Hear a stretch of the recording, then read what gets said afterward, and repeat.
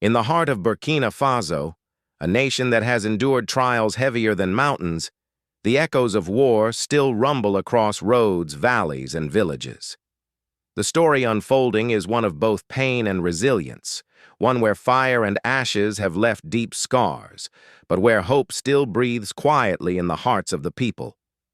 As convoys of gendarmes and volunteers of the homeland push forward through dangerous terrain, every kilometer gained is more than a tactical advance.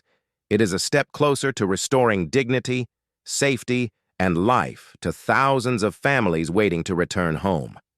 The roads themselves tell a story of struggle.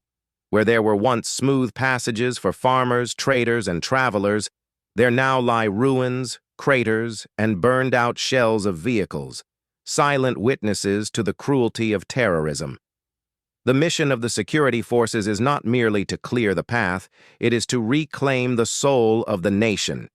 Each operation, whether it involves removing debris, disarming hidden mines, or escorting displaced people back to their villages, carries the weight of a country's survival.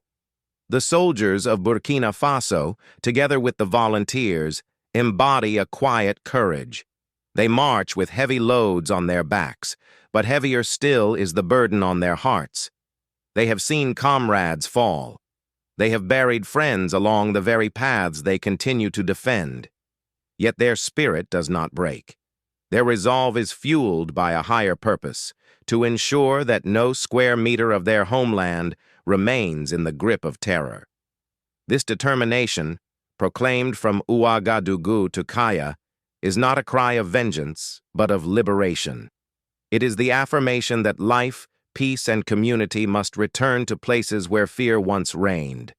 The center north of Burkina Faso, a region that has suffered some of the greatest losses, continues to pay a heavy price. Families have been uprooted, livelihoods destroyed, and dreams scattered by violence. Nearly a quarter of the nation's displaced people come from this area alone.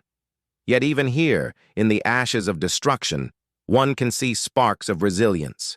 When an old man, displaced for years, sets foot once again on the soil of his abandoned village, his tears are not only for what was lost, but also for what can still be rebuilt. His home may be in ruins, but his spirit is alive, and his presence testifies that terror cannot permanently erase belonging. The commentary cannot avoid mentioning the tragic loss of lives, both soldiers and civilians, yet even in mourning, the people find strength. Where terrorists sow fear with mines and ambushes, the people respond with courage, with volunteers who rise to defend their land, and with communities who rally to support one another. Every bomb crater, every destroyed vehicle, every scorched shop is a painful scar, but also a reminder that Burkina Faso is still standing. And standing, it must continue to do. The role of the gendarmerie and the national forces in this struggle is immense. They not only fight battles against armed groups, but also protect the lifelines of the nation, the roads. These roads are not just dirt and asphalt. They are the veins that connect farms to markets, families to relatives, and villages to cities. Clearing and securing them is essential for restoring the rhythm of daily life.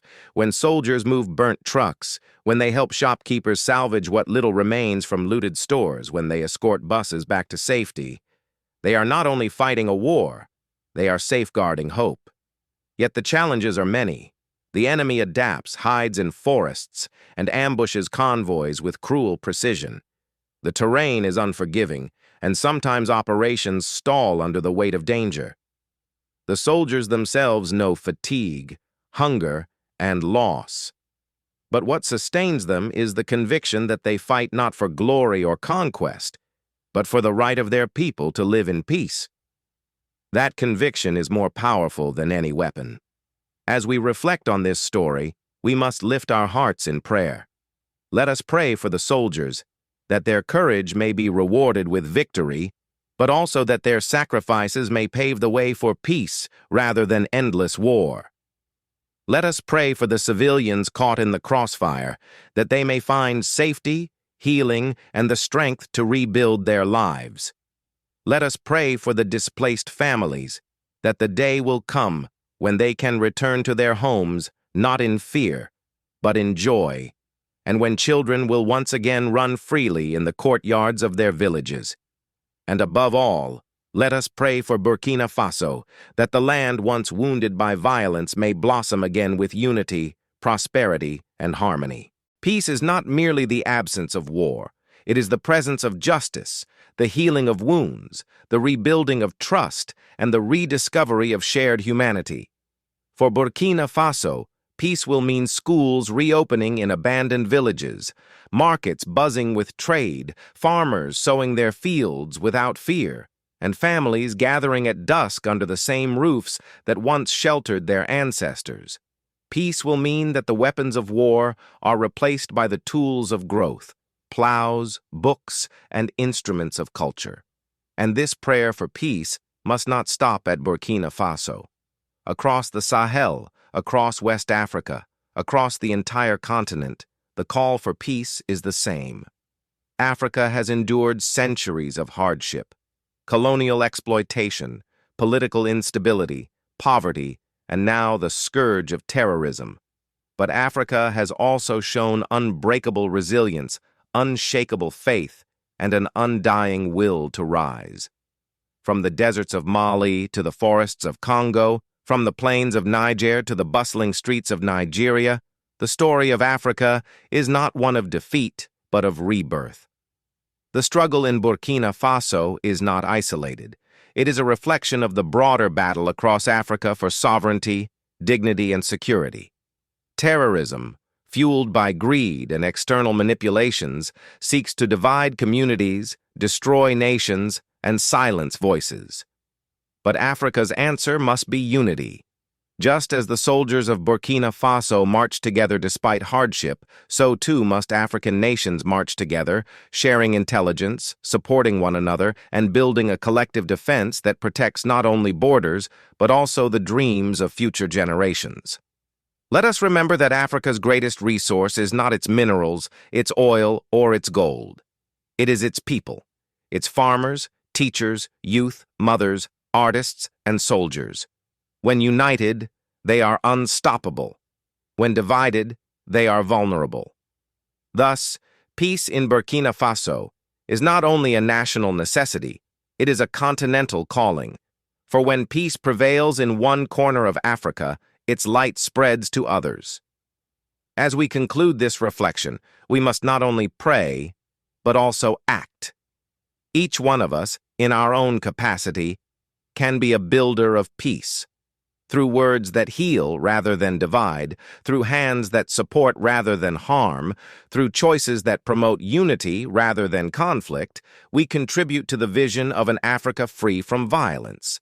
Governments must invest in development, education, and justice, so that no young man or woman sees terror as an option. Leaders must govern with fairness and vision, ensuring that security is matched with opportunity, and communities must preserve their traditions of solidarity, where neighbors protect one another and every child is seen as a shared responsibility.